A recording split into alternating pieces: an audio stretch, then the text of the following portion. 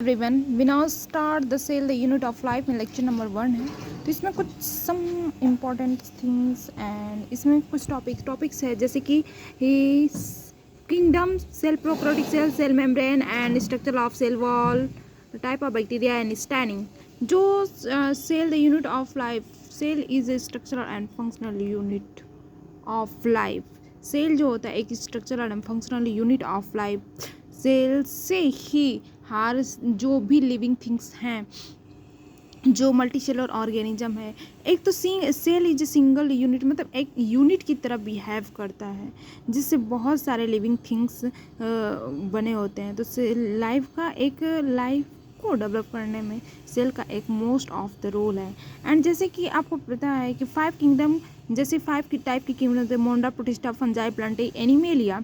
तो मोनरा जो होता है बेसिकली सेल जो होता है वो 2 टाइप्स के होते हैं। एक तो होता है प्रोकैरियोटिक सेल्स, एक होता है यूकैरियोटिक सेल्स। तो मोनरा basically prokaryotic cells group of मोनरा होता है। Bacteria main member of मोनरा having prokaryotic cells, जैसे कि मेन मेंबर ऑफ मोनरा जो बैक्टीरिया होती है, जैसे कि बैक्टीरिया में मोनरा में बहुत सारी मोनरा में बेसिकली बैक्टीरिया पाए जाते हैं, और बैक्टीरिया में जो होता है प्रोकैरियोटिक सेल्स होता है। तो मोनरा एक एज इट इज़ एक ग्रुप है जिसमें बैक्टीरिया पाए जाते हैं, और वो बैक्टीरिया के सेल्स जो होते हैं वो प्रोकैरियोटिक सेल्स होते हैं। Plant, animal, eukaryotic cells well defined nuclear cell and nuclear membrane present होते हैं।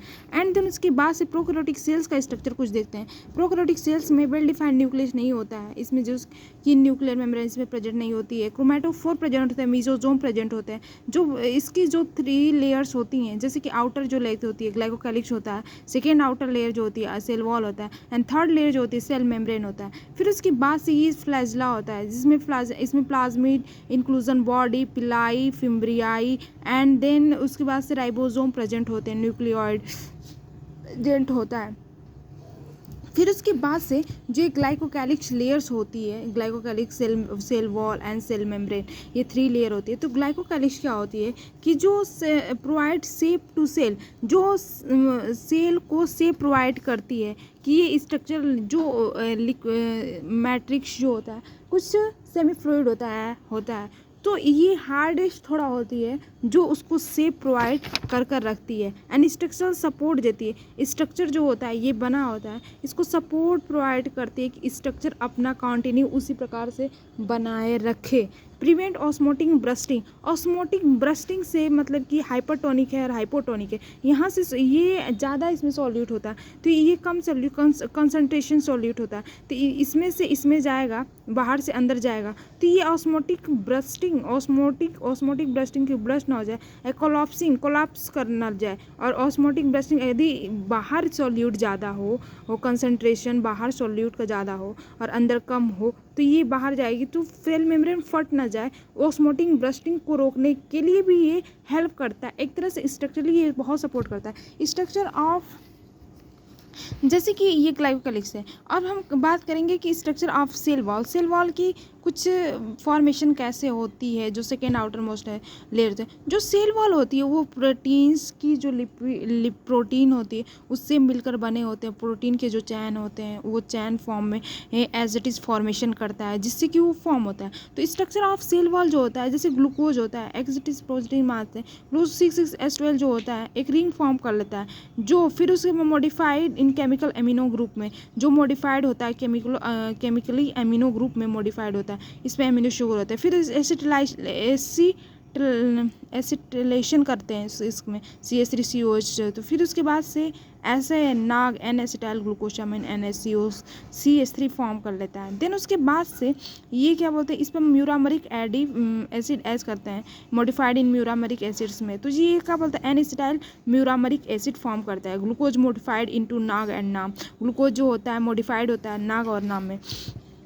तीन नाग और नाम जो होता है पेप्टाइड माने एज इट इज कुछ पेप्टाइड बॉन्ड के थ्रू लेते हैं, ग्लाइकन माने ऐसे केमिकल के थ्रू रिप्रेजेंट करते हैं। नाग एंड नाम प्लस पॉलीमर होते हैं पॉलीमर हैं एज इट इज़ कोई पॉलीमर है जो शुगर के ग्लूकोज के मॉडिफिकेशन से बना है। देन उसके बाद से ये जो होता है एक्टिस अमीनो एसिड ग्लाइकोसिडिक बॉन्ड से अरेंज हो जाता है। अमीनो एसिड की चैन, अमीनो एसिड चैन क्रॉस लिंकिंग, और जो अमीनो एसिड की चैन जो होता है नाक पर एनिस्टाइल नाम पर एनिस्टाइल म्यूरामरिक एसिड पे, ये क्या करते हैं कि क्रॉस लिंकिंग बनाता है, क्रॉस लिंकिंग फॉर्म करता है जिससे कि स्ट्रॉन्ग स्ट्रक्चर फॉर्म करता है। तो then not penicillin prevent cross linking so able kill bacteria, prevent osmotic क्या इसको क्रॉस लिंकिंग और रोकती है, तो ये बैक्टीरिया को किल करने में मोस्ट ऑफ द हेल्पफुल है।